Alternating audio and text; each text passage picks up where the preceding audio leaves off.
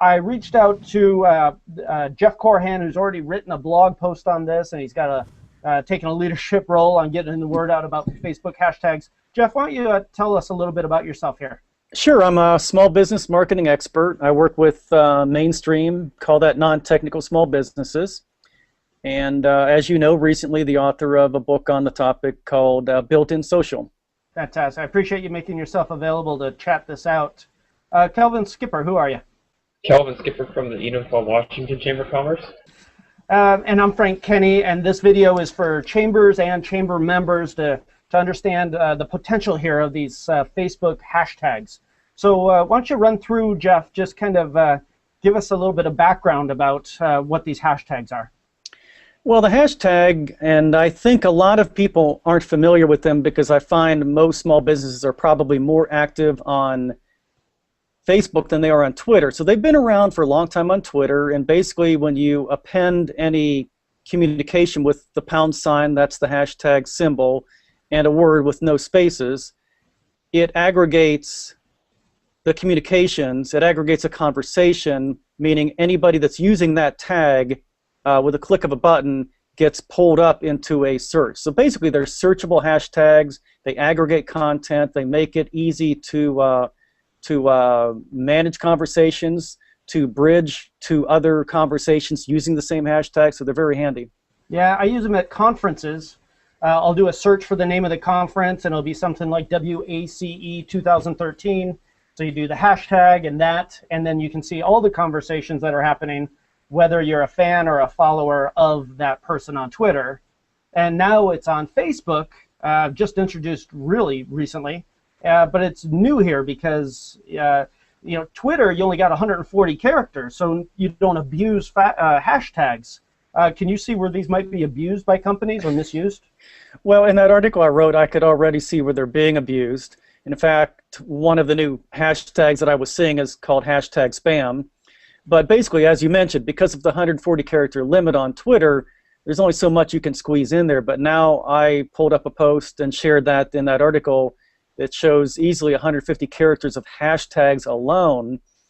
And I labeled that desperation marketing, and because it reminds me of when people use all capitals or a sensationalized headline that they can't deliver on, or exclamation points, and certainly words like awesome, and we know how that goes. That's not the purpose of these. I mean, when you use a bunch of hashtags, you're basically being non-specific, and which you'd be just as well to not use any hashtags at all. So the whole idea is understanding that hashtags are key words that should speak to you and your business. So for me, I'll be honest, I have not used hashtags very much at all on Twitter, but I have started using the hashtag title of my book, which is Built-in Social, mostly for me, just so I can click on it and remind myself who has been sharing and who's kind of behind the book and that sort of a thing. But using hashtags like small business as one example, I have not seen the merit in that because it's such a broad category. So where I'm seeing this going is that being more specific is where the value is at. And I think for a chamber, certainly being known as for a particular location is essential. So if I were a local business of any kind, whether that's a chamber or any type of small business that's local, I would be using that particular location, that community that you're serving.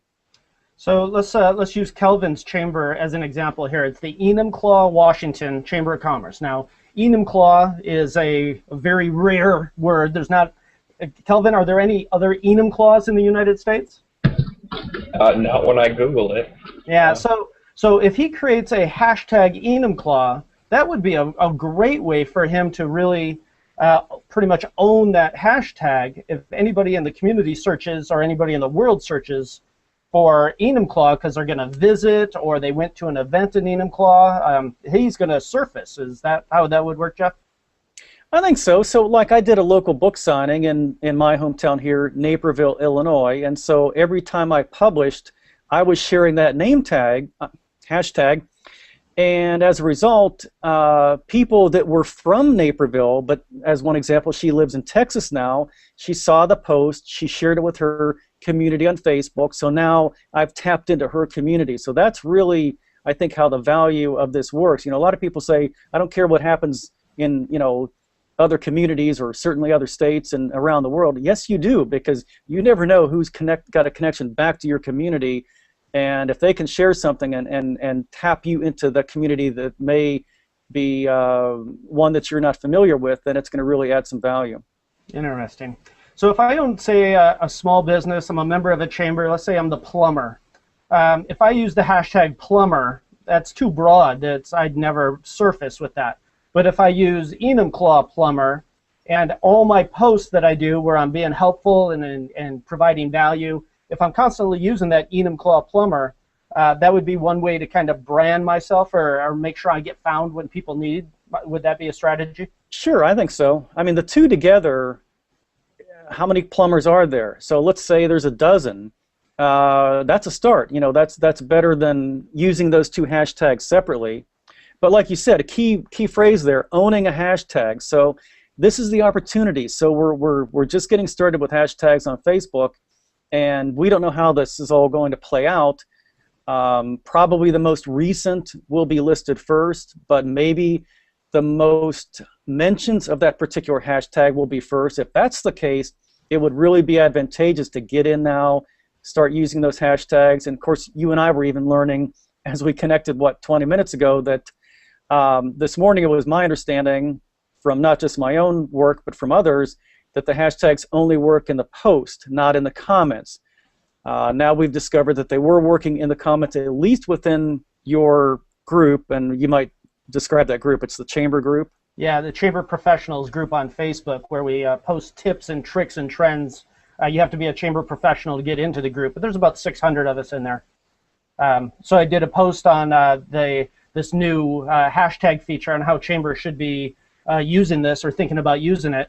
And what I did find is when I clicked on a hashtag that somebody posted, and Facebook surfaced things from my friends. So it wasn't people from all over the world. They must have ran through an algorithm and figured out what to show me. I thought that was pretty powerful. Right, so the real value with this, as I see it, is that we all know that, well, most people know, not everybody, that Facebook filters your content. Your friends see about 10%. It used to be 20% of what you publish. Your followers, that's about what they see.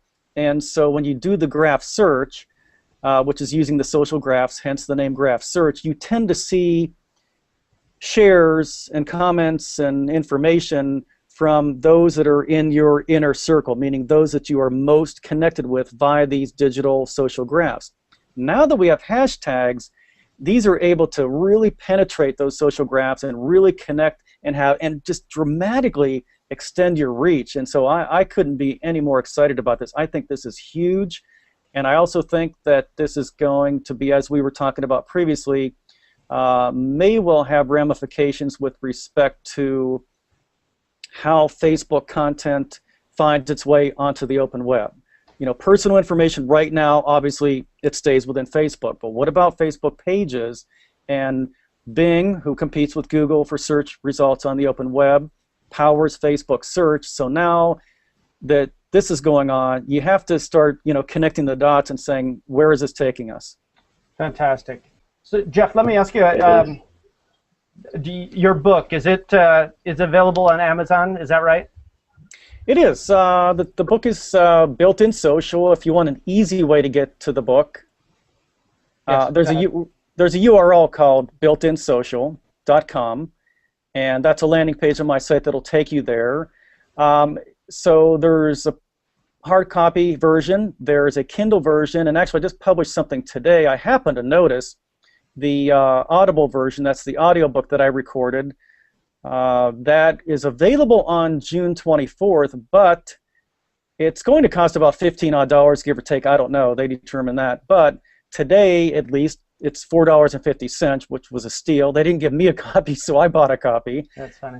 So if somebody was interested, if you're a heavy commuter, it's a great way to get that same content. Fantastic. Thank you for coming on real quick Sure. and talking about this hashtag. Let's stay in touch so we can tell the chambers and the chamber members how they can make the best use of it. Sure, you bet. All right, thanks. Bye-bye.